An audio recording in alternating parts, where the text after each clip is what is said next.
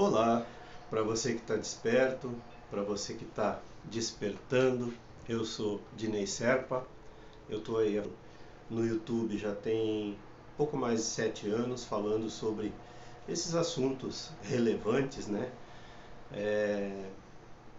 Trazendo um pouco de esclarecimento na medida do possível, com pontos um pouco mais controversos, né? Com coisas assim que a gente não está acostumado a pensar, porque esse é o objetivo. A gente está tão acostumado a de uma forma sempre linear, né? Sempre igual que nós aprendemos. E no vídeo anterior eu coloquei no título espiritualidade não é resultado. Coloquei isso no título porque faltou falar isso no vídeo, né? São apenas 10 minutos, então às vezes não dá tempo de falar tudo que a gente quer. Então eu fui questionado a respeito disso, né? Algumas pessoas acharam que esse assunto estava no vídeo, apesar de que o vídeo era sobre esse assunto, eu só não usei essa expressão. Achei, depois que terminou, achei interessante colocar no título, né? Porque esse é um ponto importante para a gente entender. Então o vídeo anterior falava sobre essa urgência que a gente tem, como a gente foi ensinado a pensar dessa forma, né?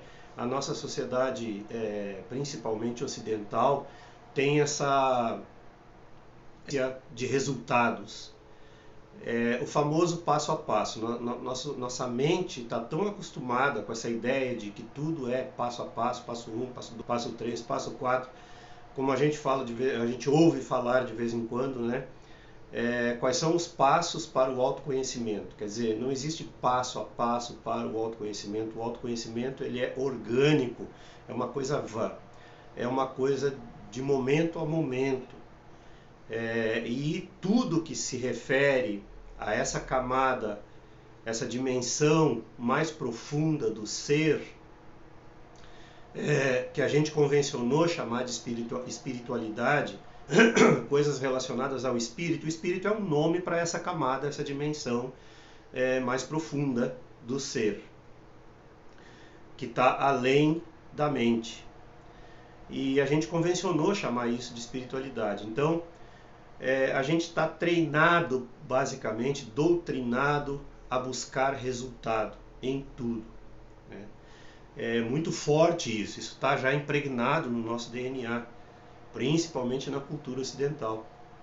Então, a espiritualidade não é um resultado, não é algo que eu busco para obter um resultado, até mesmo uma melhora, como muita gente pensa. Eu estou indo um pouquinho além, né? Então, como muita gente pensa, se eu fizer isso, em termos espirituais, eu vou melhorar. Na verdade, a gente não precisa melhorar. O que a gente precisa é autoconhecimento, é reconhecer as nossas sombras e as nossas luzes. Isso é tudo que precisa. Mais nada, esse reconhecimento. Quando eu me torno atento de mim mesmo, mas vejam bem, eu não estou colocando isso como um resultado de algo. Porque quando a gente busca o resultado, ele foge. É uma coisa incrível, é uma coisa até natural, né? Quando eu crio uma expectativa, eu estou colocando um peso em cima, né, desse tal resultado, entre aspas, e aí quando ele não acontece do jeito que eu criei, dentro da expectativa que eu criei, então eu acho que ele não aconteceu. Então a gente ouve muitas pessoas aí dizendo: nossa, eu faço tal coisa, faço isso, faço aquilo, mas não sinto nada. Não é uma questão de sentir. A gente tem que entender que esse sentir, tanto buscado pela mente, ele faz parte da mente. Então a mente é um conjunto, ou a gente chama de ego também, que é a mesma coisa. Ego e mente são a mesma coisa. Persona, personalidade, tudo isso pertence à mente, que são os pensamentos, as emoções, os sentimentos. Sentimento é o quê? Sentimento é a emoção consolidada, né? Então, sentimento não deixa de ser emoção também. Então, pensamento, emoção, sentimento e os traumas, que são os mais difíceis, mais complicados, porque geralmente eles estão bem escondidos. Então o que acontece? Quando a gente deixa... Então a nossa cultura, principalmente judaico-cristã e grega, né, romana, ela imprimiu no nosso DNA essa sensação de culpa. Então, as coisas são feias, né? Os pecados, entre aspas, são feios, né? Como a ira. Mas como eu vou saber se eu sou uma pessoa irada, se eu tenho isso dentro de mim, se eu não viver situações que vão fazer essa ira aflorar? Aí essa raiva, né? Então o que acontece? Como eu estou adormecido, essas situações acontecem e eu não percebo. Mas quando eu estou um pouco acordado, né, quando eu estou despertando, eu começo a prestar atenção nos momentos em que eu explodo de raiva. Então, prestando atenção e reconhecendo essa raiva dentro de mim, ela não é do outro. Não é o outro que está explodindo, nunca, jamais.